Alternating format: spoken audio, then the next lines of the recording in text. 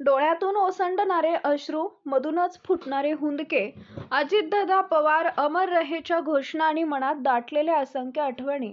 अशा शोकाकुल वातावरणात उपमुख्यमंत्री नामदार अजितदादा अनंतराव पवार यांना राष्ट्रवादी काँग्रेस पक्षाच्या महाराष्ट्र प्रदेश कार्यालयात पक्षाचे वरिष्ठ नेते आणि राज्यभरातून आलेल्या दादाप्रेमींनी आपल्या उमद्या नेत्याला भावपूर्ण श्रद्धांजली अर्पण केली. महाराष्ट्राच्या राजकारणात सडेतोड व स्पष्ट बोलणारे, प्रशासनावर जर बसलेले आणि कामाबाबत ते काम पूर्ण तडीस जाईपर्यंत स्वस्थ न बसणारे, प्रशासनावर पकड, वेळेचं नियोजन आणि कामावर प्रेम करणारा निडर नेता महाराष्ट्रानं गमावलाय. अशक्य कामांना स्पष्ट नकार देऊन होणारे काम आत्मविश्वासानं करणं ही त्यांच्या कार्यपद्धतीची ओळख संपूर्ण महाराष्ट्राला होती.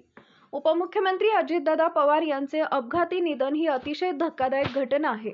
प्रचंड आत्मविश्वास, धडाडीनं निर्णय घेण्याची क्षमता असणारा नेता आणि शब्द पाळणारा नेता अशी ख्याती असलेले नेते अजितदादा पवार यांच्या आकस्मिक जाण्यानं राज्याचं अपरिमित नुकसान झालंय. समर्थकांसह विरोधक, टीकाकार यांचे ते एकमेव दादा होते, यात तिळमात्र शंका नाही. या शब्दसुमनांनी यावेळी उपस्थित श्रद्धांजली अर्पण केली. यावेळी आमदार संजय खोडके यांच्या समवेत राष्ट्रवादी काँग्रेस पक्षाचे सर्व पदाधिकारी व सदस्य प्रामुख्याने उपस्थित होते.